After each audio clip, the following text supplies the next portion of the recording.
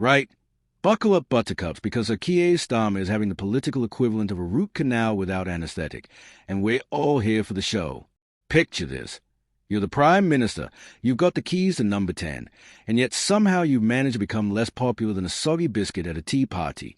That's exactly where our beloved leader finds himself, as yet another petition demanding his political head is just smashed through the 200,000 signature mark faster than you can say immediate general election. Now, I know what you're thinking. Oh great, another petition, because those always work out brilliantly. But here's the kicker. This petition has passed 207,000 signatures and continues to climb, and it's not even the first time this year that Starmer's found himself in this deliciously awkward position. We're talking about a man who's collecting petition calls for his resignation like Pokemon cards, except these ones actually matter and could potentially trigger parliamentary debates that make Prime Minister's questions look like a gentle book club discussion. But before we dive into this political car crash in slow motion, let's set the scene properly. Remember when Labour won that landslide victory in July 2024? Yeah.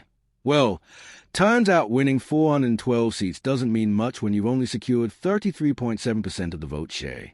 That's barely more than Jeremy Corbyn managed in his catastrophic 2019 campaign, and miles behind Tony Blair's 45% in 1997. It's like claiming you've won the lottery when you've only matched two numbers. Technically you won something, but everyone knows you're not exactly rolling in cash. And speaking of not rolling in cash, let's talk about how this petition business actually works, because it's about as democratic as a rigged casino game.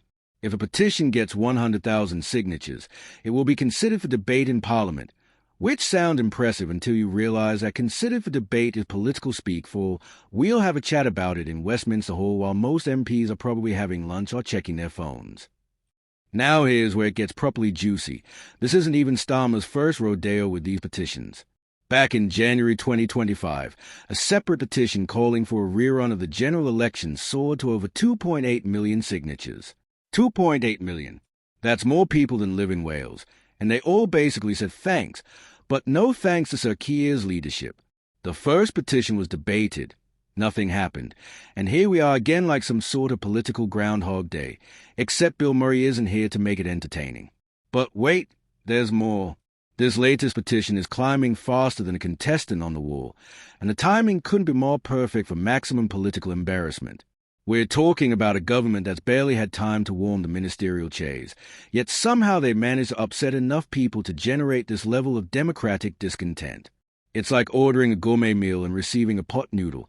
Technically food, but not exactly what anyone was hoping for. The petition itself is beautifully simple in its bluntness. I would like there to be another general election. I believe the current Labour government have gone back on the promises they laid out in the lead-up to the last election. No fancy political language, no diplomatic dancing around the issue, just pure, unadulterated, we want you gone. It's the political equivalent of a breakup text, except it's being sent by hundreds of thousands of people simultaneously. And let's not forget the delicious irony here. Labour spent years banging on about how the Tories had no mandate, how they were undemocratic, how the country needed change. Well, congratulations, team. You've got change all right, but it turns out the country's changed its mind about wanting you in charge.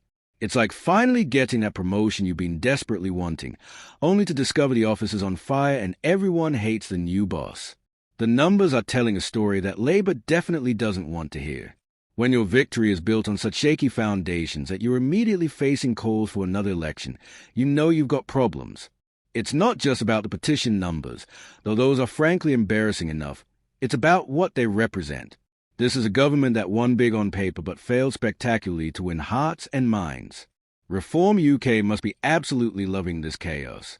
Nigel Farage and his crew managed 14.3% of the vote share in 6 seats, which doesn't sound like much until you realize they basically position themselves as the alternative to both the Tories and Labour.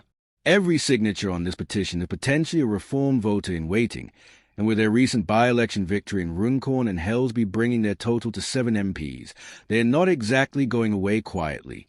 Speaking of that by-election, can we just appreciate the beautiful absurdity of how Reform got that seat?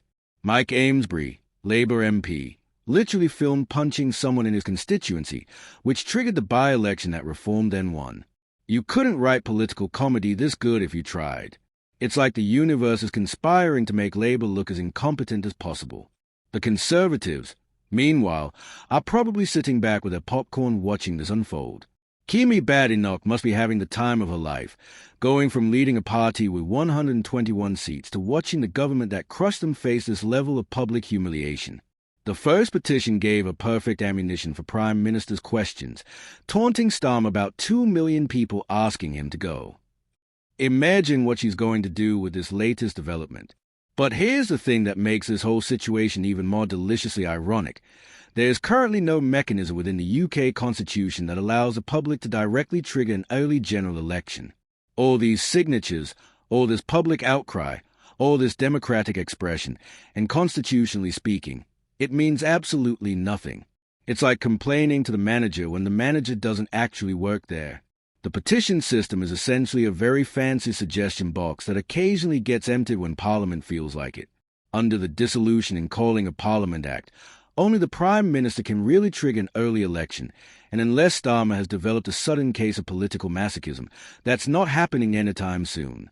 So we're stuck in this bizarre situation where hundreds of thousands of people are screaming for change, but the system is designed to ignore them completely unless the very person they want gone decides to agree with them. This brings us to the fundamental question: what's the point of these petitions if they can't actually force change? Well, they are brilliant for political embarrassment, that's for sure. Nothing says you're doing a terrible job quite like 250,000 people signing their name to a document demanding you resign. It's the political equivalent of a very public performance review where everyone gives you 1 star and leaves scathing comments. The optics are absolutely catastrophic for Starmer. Every day these numbers climb is another day of headlines questioning his mandate, his leadership, and his government's legitimacy. It's death by 1,000 cuts, except each cut is a signature, and there are currently over 200,000 of them. The man went from being the opposition leader demanding accountability to being the Prime Minister desperately trying to avoid it. And let's be honest about the media coverage this is generating.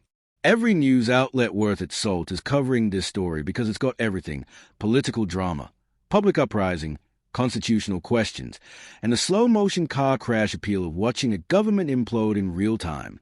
It's like reality TV, except the stakes actually matter and the contestants are running the country.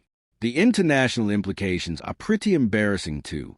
Here's Britain, supposedly a stable democracy, with a government so unpopular that hundreds of thousands of people are demanding a do-over barely a year after the last election. It doesn't exactly project strength and stability to our international partners, does it? More like welcome to Brexit Britain, where even our election winners can't win. Labour's response strategy seems to be the political equivalent of sticking their fingers in their ears and humming loudly.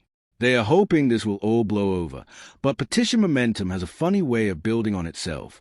Every news story about the growing numbers encourages more people to sign, creating a snowball effect that could easily push this into millions of signatures territory, just like the January petition. The timing couldn't be worse for Starmer either.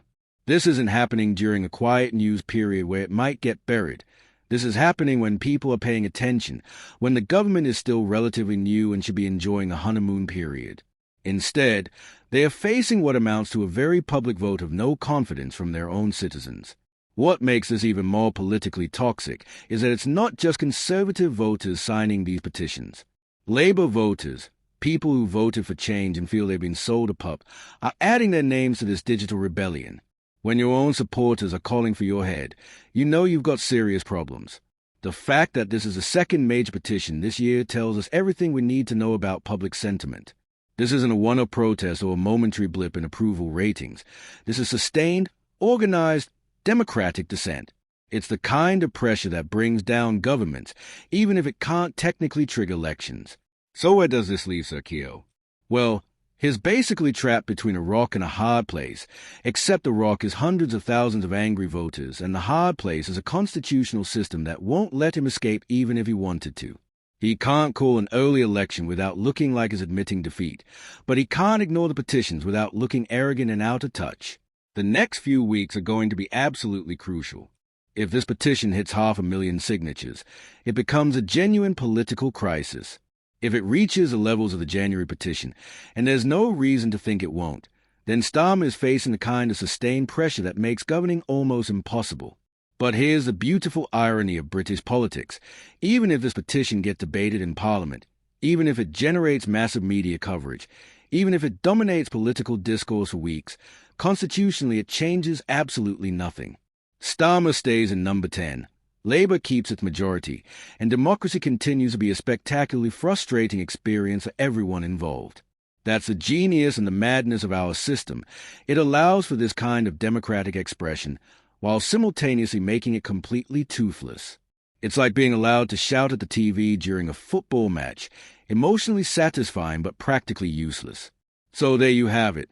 Sir Keir Starmer, the man who promised change, facing 250,000 people demanding he change right out of office. It's political karma at its finest, and we're all getting front-row seats to the show. Whether this latest petition will join its predecessor in the graveyard of democratic good intentions remains to be seen. But one thing's for certain, it's going to be entertaining watching Starmer try to pretend this isn't happening. Thanks for watching, and don't forget to like and subscribe to UK Pancakes for more political chaos analysis.